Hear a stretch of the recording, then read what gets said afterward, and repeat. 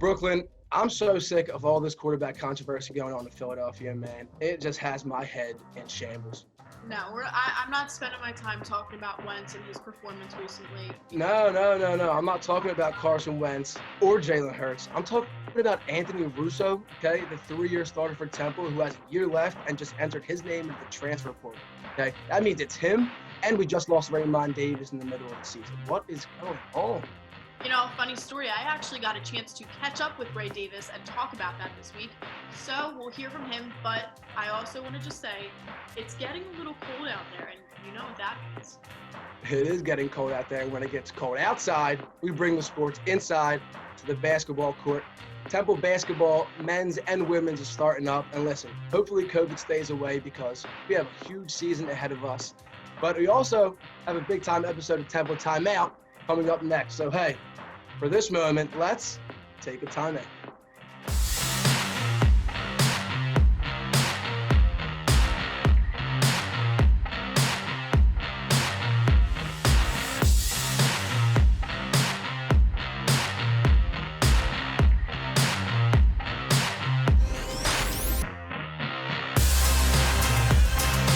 Good afternoon and happy holidays. I couldn't make it last episode because I was mentally preparing on just how much I was going to eat this Thanksgiving. Well, Alex, I'm glad you're back because there is so much to talk about right now in the world of Temple sports. Everybody buckle up because we are switching gears and heading into what may be the most interesting transition of sports seasons yet at Temple. Bombshell time, breaking news from yesterday. Starting quarterback Anthony Russo announced on Twitter that he has entered the transfer portal to play his final year of eligibility somewhere else. Russo replaced Frank Newtile as the starter in week 3 of the 2018 season against Maryland and held the starting job up until his shoulder injury and being placed in the COVID protocol this season. Hey, listen, I wouldn't be lying if I said I didn't see it coming from the start. We knew that it was his last season, but hey, he had a good little run, but it was time to move on. Over 3 years, in 2018, he went 8-4 with a bowl loss. 2019, he went 8-4 with another bowl loss.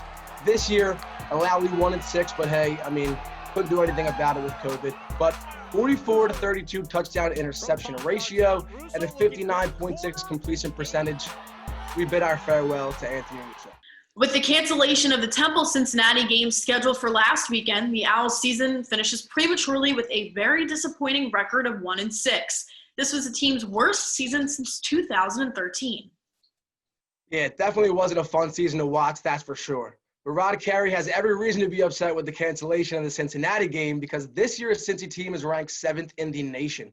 And honestly, it's every coach's dream to knock off a top-ranked opponent. But hey, Coach Carey was trying to build a house out of paper this season with what went down against East Carolina because of COVID. This team was a shell of its full potential. I'm sure he was able to take a deep breath and focus his attention to 2021. I've never been a part of a canceled game before in my life. I was downright mad because I wanted to go compete. And then the other, completely on the opposite end, conflicting emotion was a complete sense of relief. We dealt with COVID, and quite frankly, guys, COVID won in a lot of respects from, the start of the restrictions through the end of the season when we finally had 21 tests and all the ramifications that it had all around it. And as we know, COVID definitely got the best of the football program. The off-field madness with COVID protocol, the players with eligibility problems on top of injuries, forcing inexperienced players to take the field seemed to be the tipping point. The sports desk, Jonah Wooten, covered the game, and he has a story on what ended up to be the season finale for the Owls. The Owls fell 28-3 to ECU on Saturday, but that wasn't even the biggest storyline to come out of the game. Prior to the game, freshman quarterback Matt Duncan was suspended by the team for violating team protocol. Late last night, worked through most of the night on it, and then this morning I suspended him indefinitely for violation of team rules. This meant freshman Kamal Gray, the Owls' 5th option at quarterback, will get the start. I was getting ready to come down anyway, and I get a call from our signaler, and he asked if I could come down 10 minutes early, and they kind of just told me that I was starting. We recruited him. Definitely was a guy that we wanted in the program, knew he was a good athlete. Senior wide receiver Brandon Mack started the second half of the game as the emergency backup quarterback. He saw this game as a learning experience for younger players who may not have expected to see the field. It's just learning how to fight through adversity. I think it's teaching our young guys how to fight through adversity the most. And 5 players, including Arnold Ebiketie and Christian Braswell, were placed on the COVID-19 reserve list. Honestly, I didn't think we were going to play, and then got told we were going to play. We had, 1, 2, 3, 4, 5 guys an hour before the game going COVID protocol. We weren't sure if we were going to play or not. It's kind of how this year's went. 2020, just chaotic. The Owls were hoping to play their season finale versus Cincinnati on November 28th. However, all of the Owls' issues were the boiling point that led to the AAC canceling the contest. For the Sports Desk, I'm Jonah Wooten.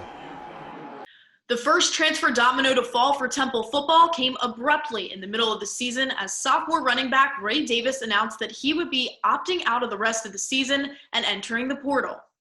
While he wasn't able to be as productive as he had wished to be in his abbreviated sophomore campaign, Davis had a freshman year for the books, rushing for 936 yards, and that ranked him 5th among all FBS freshmen in 2019.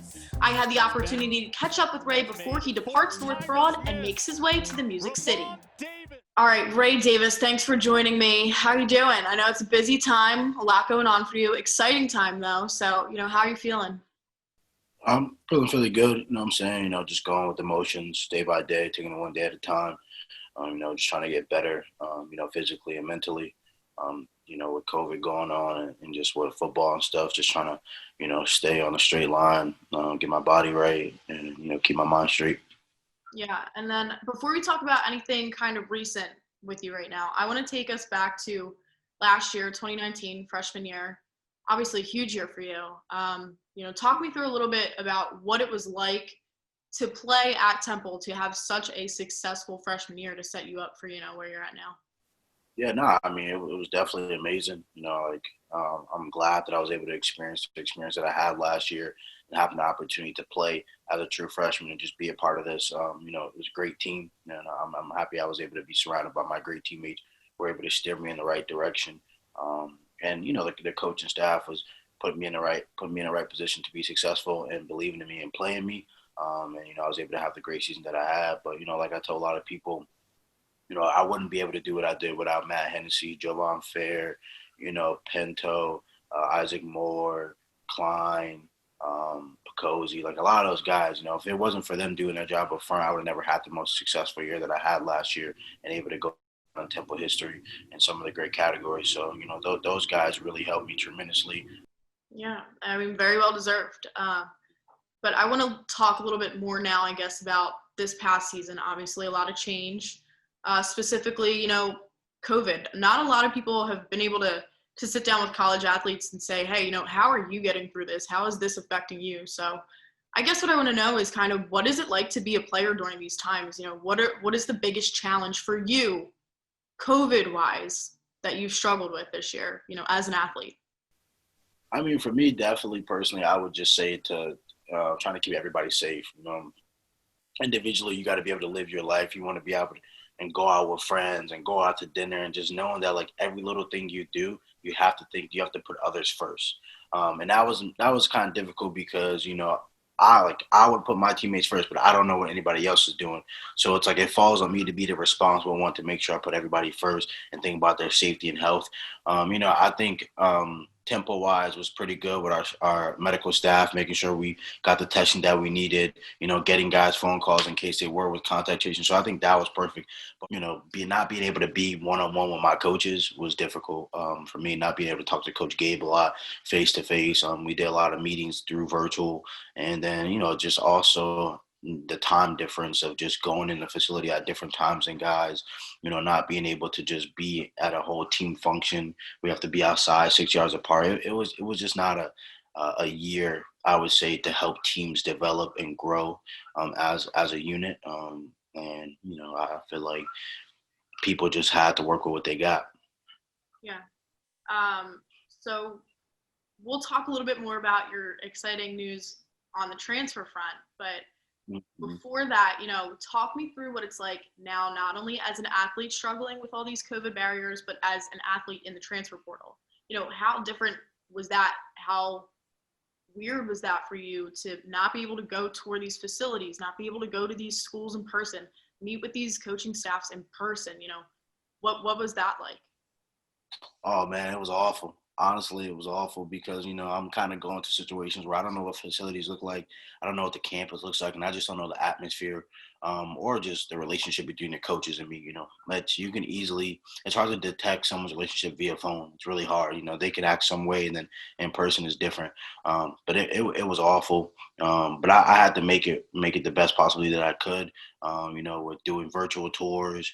I did FaceTime with coaches. I hopped on Zoom calls with different people. They hopped on Zoom calls with my parents. They just tried to make it as realistic as possible, making it seem like it's in person. With doing all the things that in person would do, showing off the facilities, meeting with academic staff, a tour around campus via video. Some coaches even FaceTime me pregame, before they're warming up outside or they're coming in the tunnel. People would FaceTime me to just see the atmosphere of it. So that part was good, but it does suck. I can't physically go there. Well, your best instincts are landing you at Vanderbilt. So congratulations on your commit.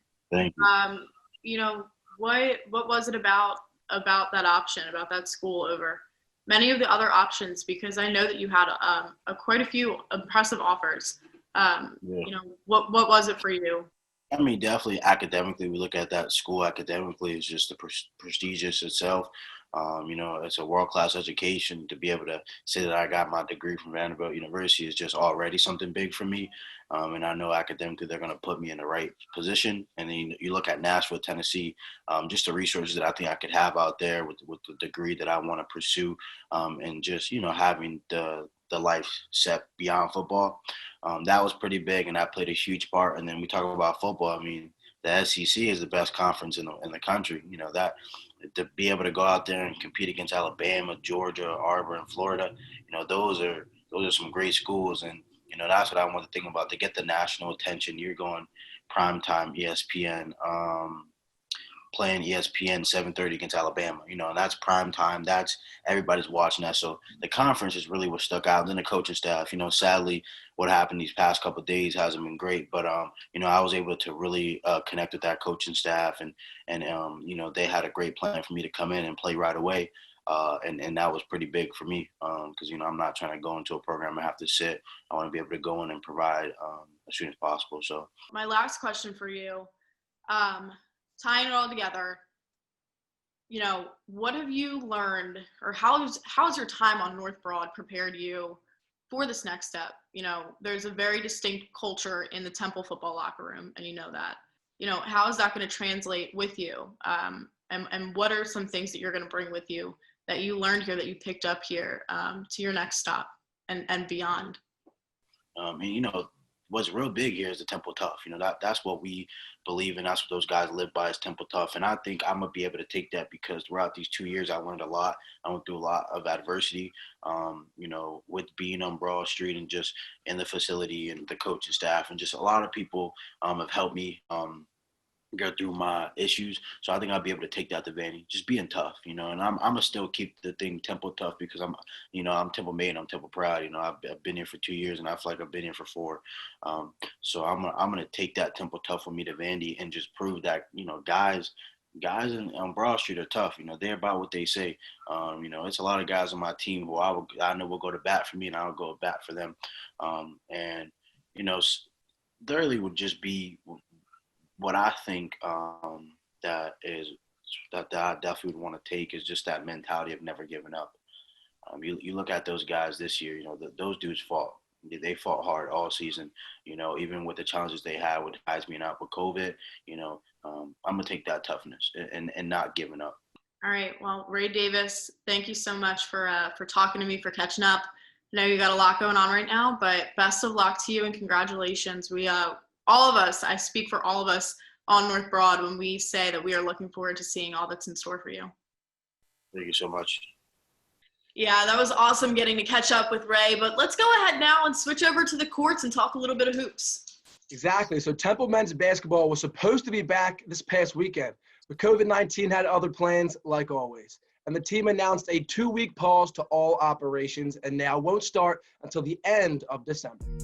All right, so here's what we're missing out on right now. The Owls were supposed to play a 2-game schedule against Virginia Tech and Rhode Island in the Hall of Fame tip-off tournament in Uncasville, Connecticut, but were replaced in both of those games due to COVID-19 related issues. The 2-week quarantine also postponed their Big 5 matchups with Nova and LaSalle.